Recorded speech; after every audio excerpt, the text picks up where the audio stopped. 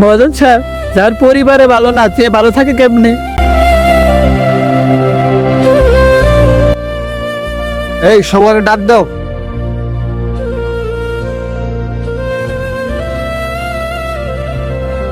এই নাও তোমার আজকের হাজিরা। এই নাও তোমার আজকের হাজিরা। না মহাজন সাহেব, আমার হাজিরা দেওয়া লাগবে না, আমার 100 টাকা দেন দুপুরে খাবারের জন্য। আচ্ছা তুমি সাইডে দাঁড়াও, এদিকে আসো।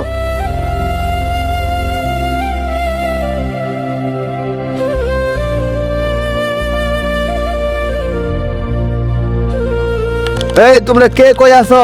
আসো, হাজিরাগুলো নিয়ে যাও আজকের।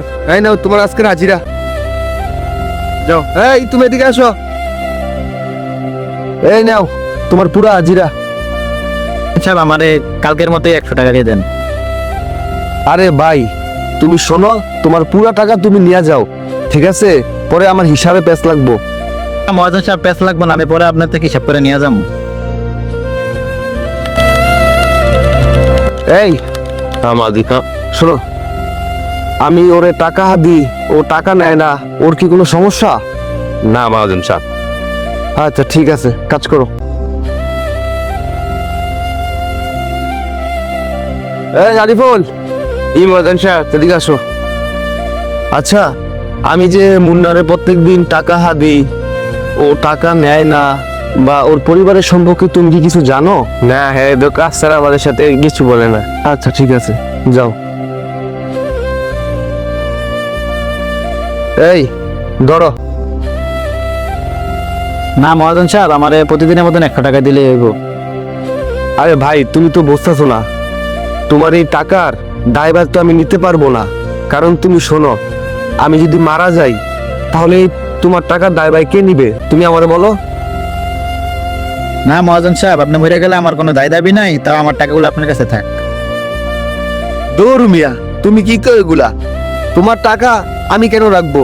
আর তুমি এত পরিশ্রম করতেছো, তোমার টাকা আমার কাছে কেন আমি রাখবো? মানুষ তুমি পরিশ্রমের আগে টাকা খুঁজে পায়। তুমি একটা কাজ করো, তোমার টাকা তোমার কাছে নিয়ে যাও, ঠিক আছে? না মহাজন সাহেব, আপনি আমার টাকা কেন রাখবেন না?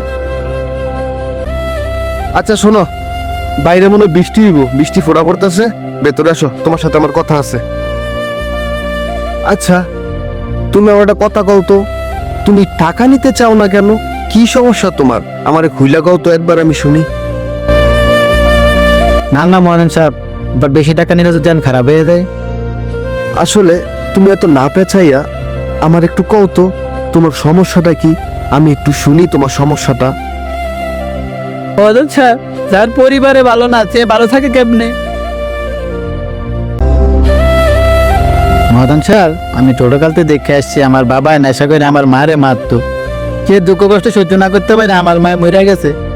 আমিও আমার বাবার মতো পরে নেশা করে গেছিলাম। পরে আমার বউ আমার এই নেশা অবস্থা দেখে আমার বউ আমার ফালাই তুলে গেছে। মহাজন সাহেব, মহাজন সাহেব, এই নেশা করার কারণে আমার সবাই ছাইরা চলে গেছে। এই জন্য আমি আমার কাছে টাকা রাখি না। আপনি কি চান আমি আবার এই টাকা নিয়ে নষ্ট হয়ে যাইতাম? আরে মিয়া কি কও? তুমি যে তোমার নিজের ভুলটা শুধরাইতে পারছো, তার জন্য আমি খুব খুশি হয়েছি, তোমার অসংখ্য ধন্যবাদ। আরে এই যুগে নেশাখোররা কি কখনো পরিবর্তন হয়? কখনো পরিবর্তন হয় না।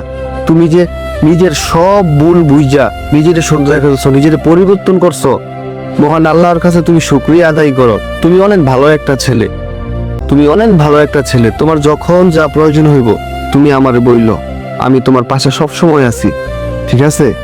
যাও। এই ভিডিওটা দ্বারা আমরা এটাই বুঝিয়েছি যে একটা নেশা করার কারণে একটা ফ্যামিলি পুরোটাই ধ্বংস হয়ে যায়। চলুন আমরা নেশা থেকে বিরত থাকি, সুস্থ সমাজ গড়ে তুলি।